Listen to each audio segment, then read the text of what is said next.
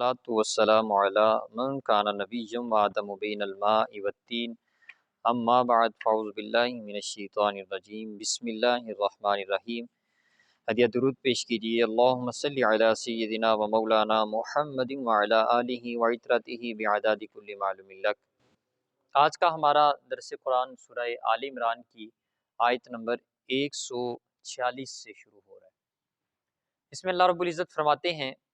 وَكَأَيٍّ مِّن نَبِيٍّ قَاتَلَ مَعَهُ رِبِّيُّونَ كَثِيرٌ، اور کتنے نبیوں کے ساتھ اللہ کے نیک بندوں نے اللہ کی راہ میں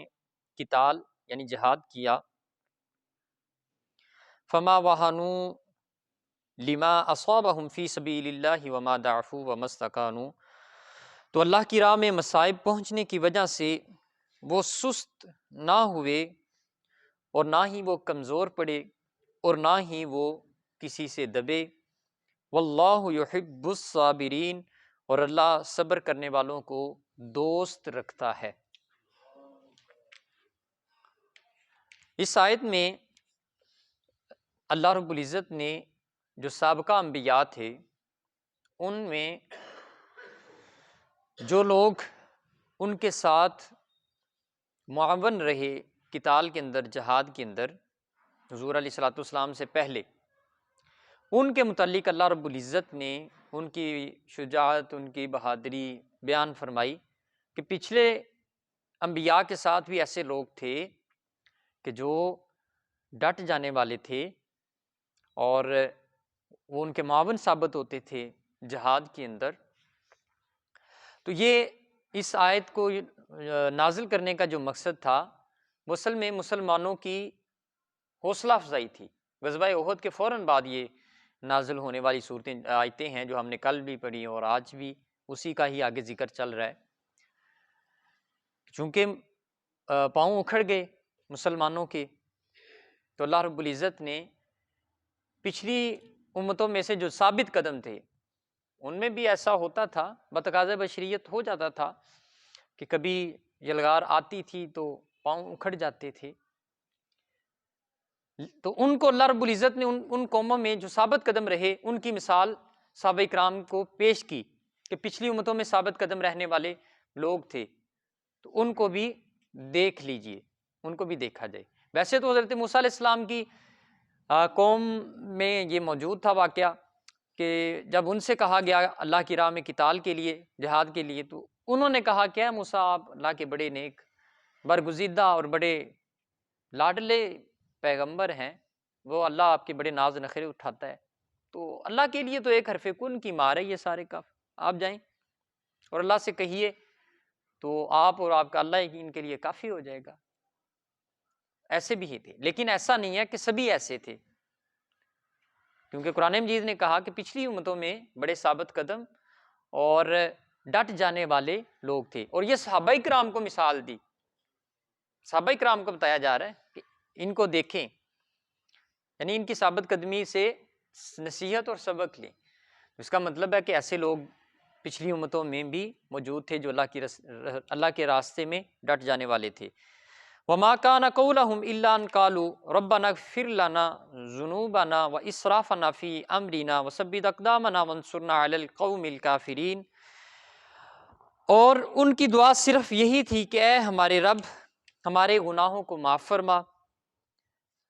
وَإِسْرَافَنَا فِي أَمْرِنَا، اور ہم سے جو زیادتیاں ہوئیں وہ بھی ہمیں معاف فرما، وَثَبِّتْ أَقْدَامَنَا، اور ہمیں ثابت قدمی عطا فرما، وَانصُرْنَا عَلَى الْقَوْمِ الْكَافِرِينَ، اور کافروں کے خلاف ہماری مدد فرما۔ یعنی وہ یوں بھی دعا کرتے تھے کہ ہماری زیادتیوں کو معاف فرما اور ان کے سامنے ہمیں ثابت قدم رکھ اور ہماری مدد بھی فرما۔ فَآتَاهُمُ اللَّهُ ثَوَابَ الدُّنْيَا وَحُسْنَ ثَوَابِ الْآخِرَةِ، تو اللہ نے ان کو دنیا کی نعمت بھی دی اور آخرت میں بھی نیک اجر عطا فرمایا، یعنی دنیا اور آخرت دونوں میں اللہ رب العزت نے ان کے ساتھ اچھا معاملہ فرمایا۔ واللہ یحب المحسنین، اور اللہ نیکی کرنے والوں کو پسند فرماتا ہے، یعنی انہوں نے نیک یہ عمل کیا تو اللہ ان کو یہ پسند فرما رہا ہے ان کی اس نیکی کی وجہ سے۔ اس کے بعد فرمایا یا ایھا الذین آمنوا ان تطیعوا الذین کفروا یردوکم علی اعقابکم فتنقلبوا خاسرین، اے ایمان والو اگر تم نے کفار کا کہا مان لیا تو وہ تم کو الٹے پاؤں لوٹا دیں گے. یردکم علی اعقابکم فتنقلبوا خاسرین، اور تم نقصان اٹھانے والوں میں سے ہو جاؤ گے. تجھے اس آیت کا جو شان نزول ہے وہ یہ کہ احد کے اندر کچھ منافقین نے جب یہ سنا کہ حضور علیہ الصلوۃ والسلام جو ہے وہ معاذ اللہ شہید ہو گئے، تو پھر انہوں نے مشورے دینے شروع کیے دوسرے مسلمانوں کو بھی کہ اب ہماری جو بھلائی ہے وہ اس میں ہے کہ ہم یا تو ابو سفیان کی پناہ میں آ جائیں،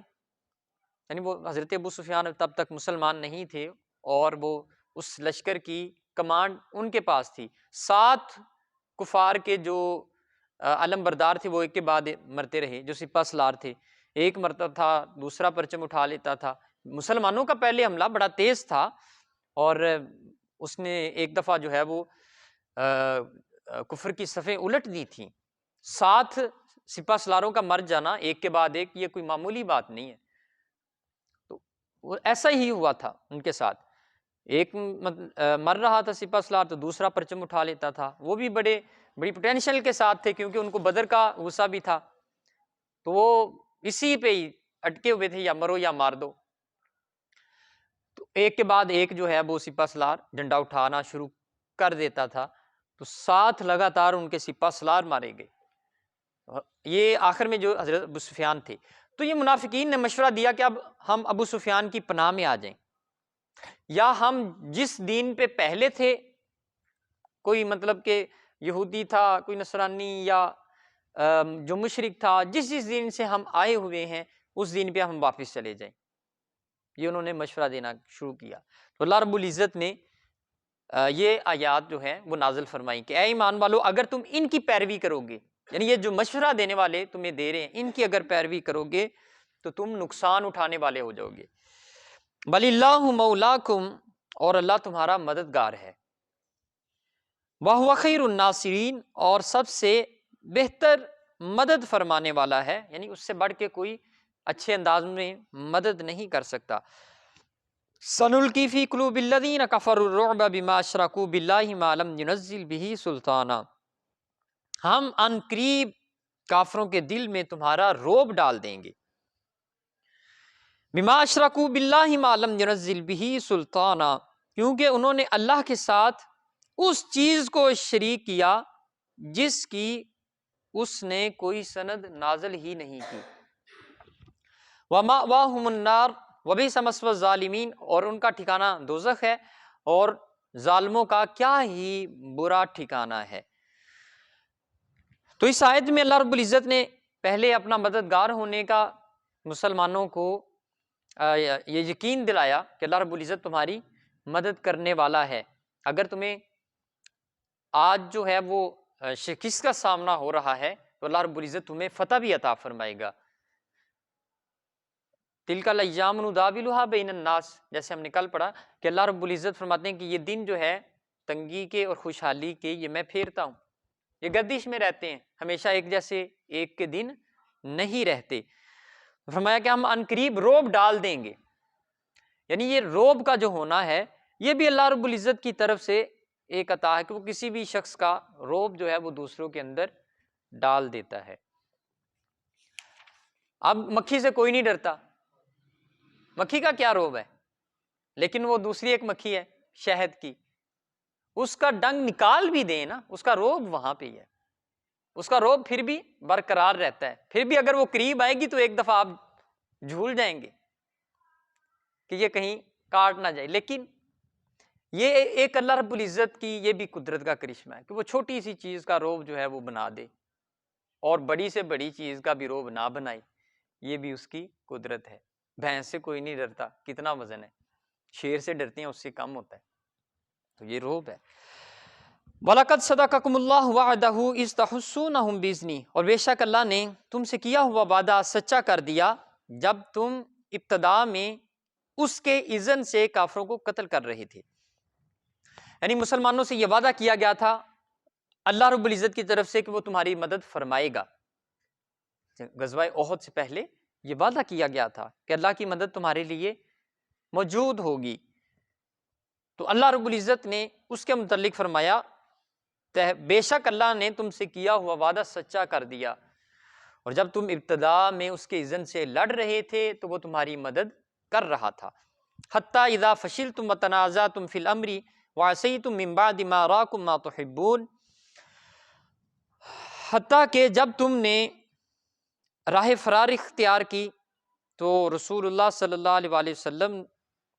کا حکم ماننے میں اختلاف کیا، من بعد ما اراکم ما تحبون، اور اپنی پسندیدہ چیزیں مال غنیمت میں دیکھنے لگے، منکم من یرید الدنیا ومنکم من یرید الآخرہ، اور تم نے رسول اللہ صلی اللہ علیہ وسلم کی حکم کی اتباع نہ کی، تم میں سے بعض دنیا کا ارادہ کر رہے تھے اور بعض آخرت کا ارادہ کر رہے تھے، ثم صرفکم عنہم لیبتلیکم، پھر اللہ نے تم کو ان سے پھیر لیا تاکہ وہ تمہیں آزمائش میں ڈالے، وَلَقَدْ عَفَا عَنْكُمْ، اور بے شک اس نے تم کو معاف کر دیا، اللہ نے تم کو اس لغزش کے اوپر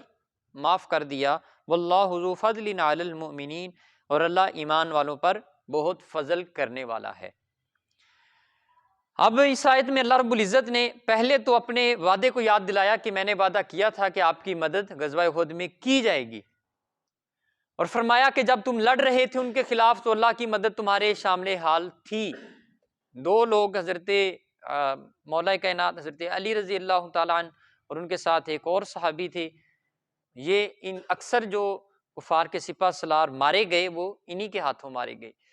اور وہ حتیٰ کہ بھاگنے پر مجبور ہوئے، تو اللہ کی مدد شامل حال تھی۔ لیکن جیسے ہی رسول اللہ صلی اللہ علیہ وآلہ وسلم کے اس حکم کی لغزش ہوئی کہ جو آپ نے تیر انداز کھڑے کیے تھے کہ یہاں سے حملہ نہ کر دیں، آپ یہاں پہ دفاع کریں، وہ جیسے ہی ہٹے اور مال غنیمت کی طرف مصروف ہوئے تو وہاں سے دوبارہ حملہ ہوا۔ اب یہاں پہ حضور علیہ الصلوۃ والسلام کے حکم کی تعمیل نہیں ہو رہی تھی، تو اس حکم کی تعمیل کی نہ ہونے کی وجہ سے وہ اللہ رب العزت کی جو مدد تھی وہ بھی ختم ہو گئی۔ اس سے پہلے جب مسلمان لڑ رہے تھے تب اللہ کی مدد شامل حال رہی۔ اذ تصعدون ولا تلوون علی احد والرسول یدعوکم فی اخراکم فاصابکم غما بغم لکی لا تحزنوا علی ما فاتکم ولا ما اصابکم، جب تم چڑھتے جا رہے تھے اور کسی کو پیٹ پھیر کر نہیں دیکھ رہے تھے اور رسول تمہاری پچھلی جماعت میں کھڑے ہوئے تم کو بلا رہے تھے، تو اللہ نے تمہیں غم بلائے غم میں مبتلا کیا تاکہ مال غنیمت سے محرومی اور اس شکست کی مصیبت پر تم غم زدہ نہ ہو، واللہ خبیر بما تعملون، اور اللہ تمہارے کاموں کی خبر رکھنے والا ہے۔ تو اس میں بھی یہی کہا کہ رسول اللہ صلی اللہ علیہ وآلہ وسلم جو ہے وہ تمہیں بلا رہے تھے۔ تو اب اس میں یہ کہ جو شور و غل ہوتا ہے اس کے اندر ٹھیک سے آواز جو ہے وہ سنائی بھی نہیں دے رہی ہوتی۔ اب اس مسلمانوں کی صفوں کے اندر منافقین بھی موجود تھے، مسلمانوں کی صفوں میں منافقین موجود تھے جو ایک دم سے کسی بھی افواہ کو پھیلا دیتے تھے۔ اس لیے سورہ منافقون کے شروع میں کہا نا، اذا جاءک المنافقون قالوا نشہد انک لرسول اللہ، کہ جب بھی منافق اب تمہارے پاس خبر لائے تو اس کی تصدیق کرنی ہے، پہلے افواہ کے اوپر غور نہیں کرنا۔ ثم انزل علیکم من بعد الغم امنۃ نعاسا یغشی طائفۃ منکم وطائفۃ قد اہمت انفسہم یظنون باللہ غیر الحق ظن الجاہلیہ، پھر اللہ نے پریشانی کے بعد تم پر سکون کو نازل کیا جس کے نتیجے میں تمہاری ایک جماعت پر اونگ طاری ہو گئی اور دوسری جماعت اپنی جانوں کے متعلق پریشانی میں مبتلا تھی، وہ اللہ کے متعلق زمانہ جاہلیت کی طرح ناحق بدگمانی کر رہے تھے، یقولون، اور وہ کہہ رہے تھے، حل لنا من الامر من شیء، کیا اس معاملے میں ہمارا بھی کوئی اختیار ہے، سوالیہ انداز میں۔ تو اس آیت میں کا جو شان نزول ہے وہ یہ کہ حضور علیہ الصلوۃ والسلام نے جب وہ پہاڑ کی چوٹی پہ چڑھے، پتھراؤ کیا، اس کے بعد منافقین جو ہے وہ کفار وہ بھاگے، دور جہاں پہ ان کا ساز و سامان تھا وہاں پہنچے، تو حضور علیہ الصلوۃ والسلام نے ایک شخص کو بھیجا اور اس سے یہ کہا کہ تم دیکھ کے آؤ کہ وہ کیا کر رہے ہیں. اگر تو وہ اپنے سامان کے پاس جا کے بیٹھ گئے ہیں تو پھر ہم سو جائیں، رات ہو گئی تھی تو ہم یہاں پہ سو جاتے ہیں اگر وہ سامان کے پاس بیٹھے ہیں. اگر وہ اپنی سواریوں پہ سوار ہو رہے ہیں تو پھر وہ مدینے پہ حملہ کر رہے ہیں، پھر ہم مدینے کی طرف لوٹ جائیں اور وہاں پہ جا کے دفاع کریں. وہ شخص آیا اور اس نے دیکھا کہ وہ اپنے سامان کے پاس بیٹھے ہوئے تھے کفار. تو حضور علیہ الصلوۃ والسلام آپ نے فرمایا کہ اب تم سو جاؤ، ہمیں اب کوئی خطرہ نہیں ہے، یہ لوگ اب جانے لگے ہیں یہاں سے. یہ اللہ رب العزت نے وحی کے ذریعے حضور علیہ الصلوۃ والسلام کو اطلاع فرمائی. اب جو صاحب ایمان لوگ تھے وہ سو گئے، ان کے اوپر اللہ رب العزت فرماتے ہیں ہم نے سکون نازل کر دیا، ان کے دلوں میں سکون ڈال دیا کہ یہ سو جائیں. سو گئے، ایک جماعت تم میں سے سو گئی اور دوسری جو ہے وہ جاگتی رہی. اور جو منافقین تھے انہوں نے کہا کہ ابھی بھی ہم خطرے میں ہیں، ابھی بھی ہم خطرے میں ہیں، ممکن ہے کہ وہ ہم پہ دوبارہ حملہ کر دیں، ممکن ہے وہ جا کے ہمارے گھروں پہ حملہ کر دیں. اسی پریشانی میں ہی ساری رات بیٹھے رہے، اسی پریشانی میں ہی وہ عقل کے گھوڑے دوڑا رہے تھے نا، عقل کے گھوڑے دوڑا رہے تھے، اپنی طرف سے وہ کیا آرائیاں کر رہے تھے. تو یہاں پہ جو مسلمانوں کا عالم تھا اس کے متعلق کہا، ابو طلحہ بیان کرتے ہیں کہ جنگ احد کے دن میں نے سر اٹھا کر دیکھا تو ہر شخص اپنی ڈھال کے نیچے نیند سے جھوٹے لے رہا تھا. یعنی کہ وہ جیسے بیٹھے ہوئے، جو بیٹھا تھا اس کو بیٹھے ہوئے نیند آ گئی، جو کھڑا ہوا تھا اس کو کھڑے کھڑے ہی نیند آنا شروع ہو گئی. تو اس انداز میں مسلمانوں پر اللہ رب العزت نے وہ سکون نازل فرما دیا اور یہ رات بے چینی میں انہوں نے گزاری. جو منافقین تھے، کل ان الامر کلہ للہ، اے حبیب صلی اللہ علیہ وسلم آپ فرما دیجئے بے شک تمام معاملات اللہ کے اختیار میں ہیں. یخفون فی انفسہم ما لا یبدون لک، وہ اپنے دلوں میں ان چیزوں کو چھپاتے تھے جو آپ پر ظاہر نہیں کرتے تھے، یعنی ان کے دل میں یہ پھر بھی خوف رہا. یقولون لو کان لنا من الامر شیء ما قتلنا ہاہنا، وہ کہتے تھے کاش ہمارا کچھ اختیار ہوتا تو ہم یہاں قتل نہ کیے جاتے. قل لو کنتم فی بیوتکم لبرز الذین کتب علیہم القتل الی مضاجعہم، آپ کہیے اگر تم اپنے گھروں میں بھی ہوتے تو جن لوگوں کا قتل کیا جانا مقدر ہو چکا وہ ضرور اپنی قتل گاہوں کی طرف نکل آتے، جن کے قسمت میں یہ لکھا جا چکا تھا